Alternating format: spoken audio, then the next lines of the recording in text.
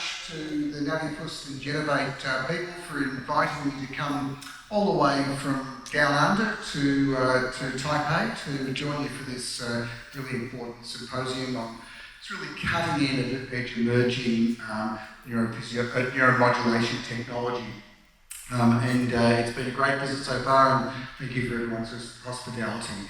So I'm going to present a parallel study that we've been running in Melbourne in our centre at Alfred Health in Melbourne. There's also a pilot study looking at safety and potential efficacy of focused ultrasound for patients with drug-resistant temporal lobe epilepsy.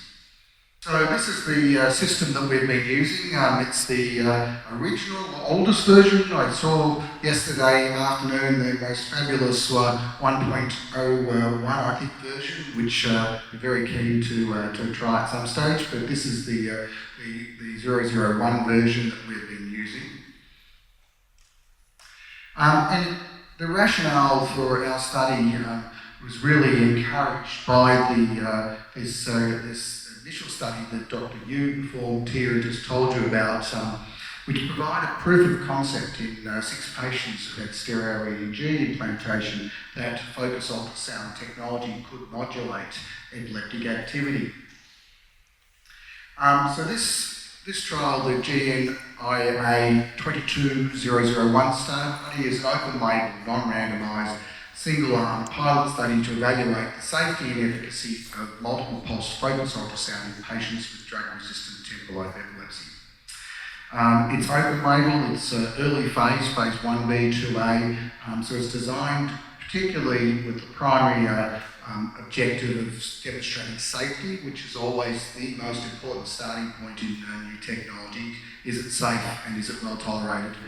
And to get some efficacy, get some evidence around potential efficacy, and potentially to look at modulating the approach or modifying the approach to try and get the optimum efficacy to ultimately power a pivotal phase 2 or 3 randomised controlled licensing trial.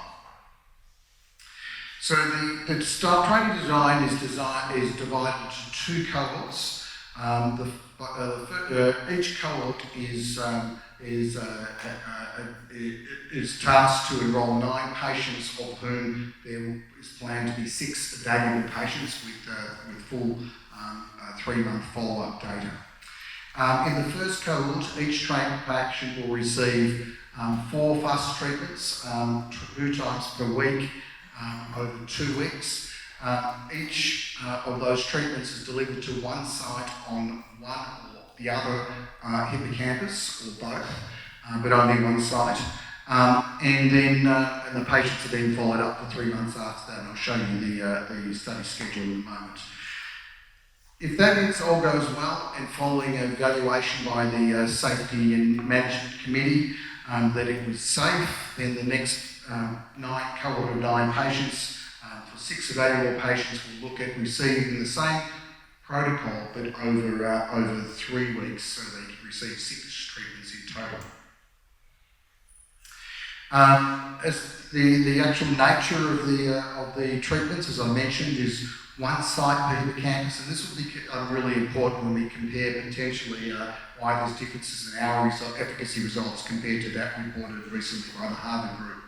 We've had an occipital temporal trajectory, so the focus is from the back of the head, which is designed because the target is ovoid, so designed to maximally get the long axis of the hippocampus.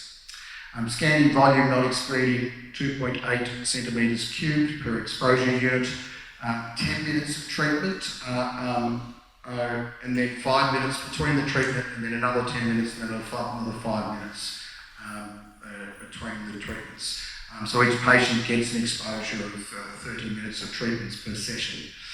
These are the study parameters: burst length 3 milliseconds, pulse repetition rate 100 kilohertz, and a duty cycle of 30%, because the total exposure time is 3 minutes during each 10 minutes treatment. So this is the study paradigm. Patients are screened, they get baseline recording of their seizures for a month, evaluated with neuropsychology, 24-hour EEG to look for intellectual spike rates, which is an important efficacy measure, and also they get quality of life measures of anxiety and depression. They then get the 4 treatments over 2 weeks, as I've described, and then they're followed up again at 4 weeks post the last treatment with the repeat EEG and seizure diaries and the quality of life and anxiety and depression measures. This is repeated again another 4 weeks, so 2 months post-treatment, and then another 4 weeks after that, so 3 months post-treatment, adding in neuropsychology and MRI to assess for any underlying brain injury. The same protocol for the second cohort of 6 patients, but obviously each of these evaluations are a week later because the patients have had an extra week of treatment. The inclusion criteria: males and females, adults at least 18. They have temporal lobe epilepsy as defined by the ALE that's not due to a structural pathology except for mesotemporal sclerosis.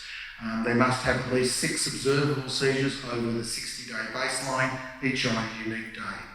No more than 2 seizure onset zones, so they can be bitemporal, but they both have to be in the temporal region.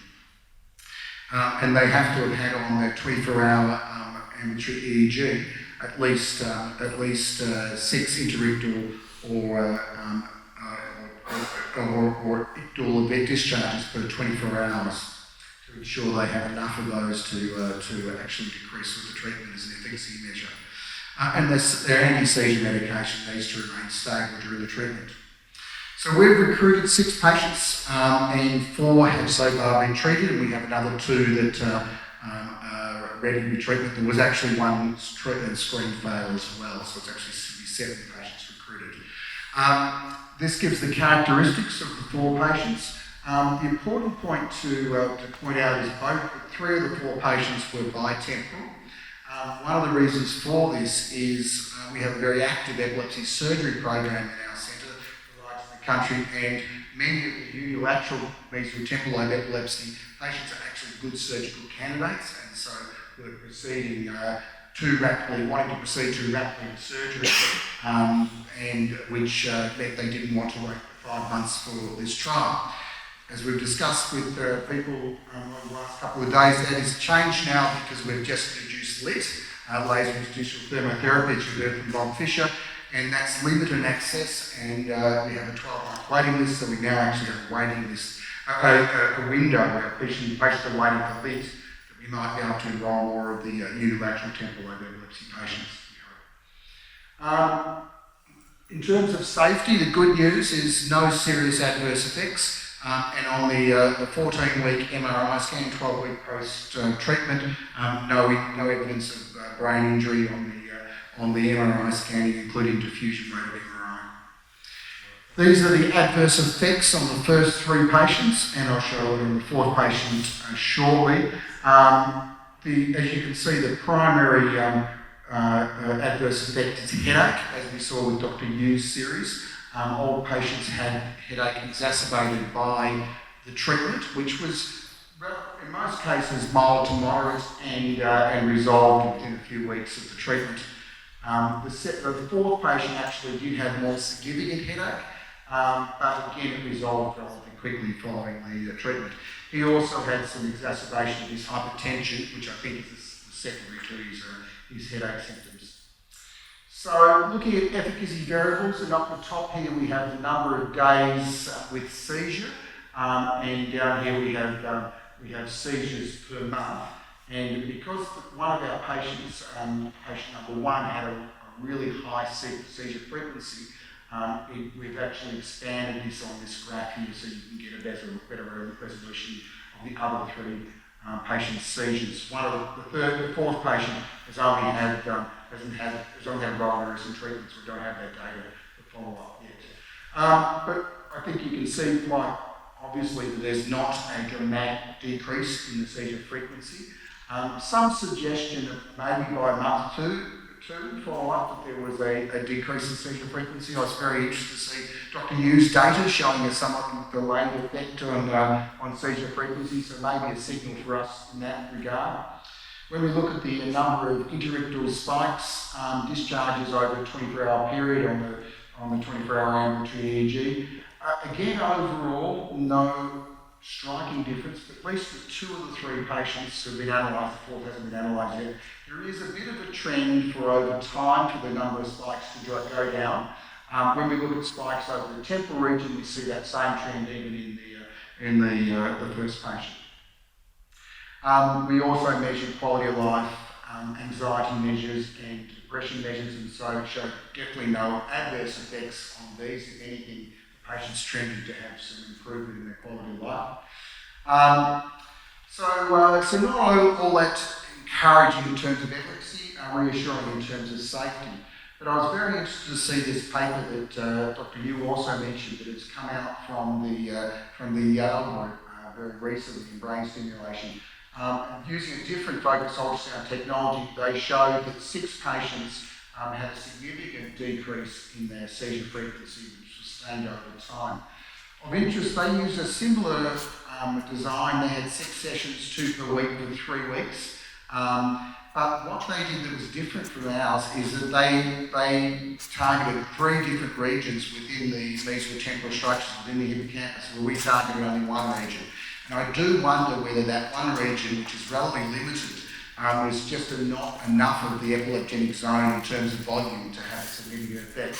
So I'm proposing that for our next few patients, we actually change our protocol to delivering 3 different treatment to 3 different areas rather than just repeated 3 treatments to the 1 area. So in conclusion, our early experience with the 4 treated non-FUS patients showed no safety concerns. Mild to moderate transient headache being the most significant adverse effect. Minimal effects at this stage on efficacy variables, seizure frequency and EEG, epileptiform discharges. A possible transient improvement 8 weeks post-treatment. However, we need more patients to study and potentially, as I mentioned already, increase the coverage of the mesotemporal regions and potentially also change the trajectory to transtemporal rather than occipital, which the Yale group did as well, so there'd be less dissipation of the energy and hopefully a better treatment. So just to thank the many people from our team who have contributed to the study, both the fantastic study coordinator team we have, as well as my colleague Hugh Simpson, who's an epileptologist who leads our neuromodulation program, and also the tremendous help we've had from the Genovate and Navi Australia team in setting this trial up and running this trial in Australia. It's been a great experience, and we very much appreciate the collaboration and look forward to the next stage. Thank you.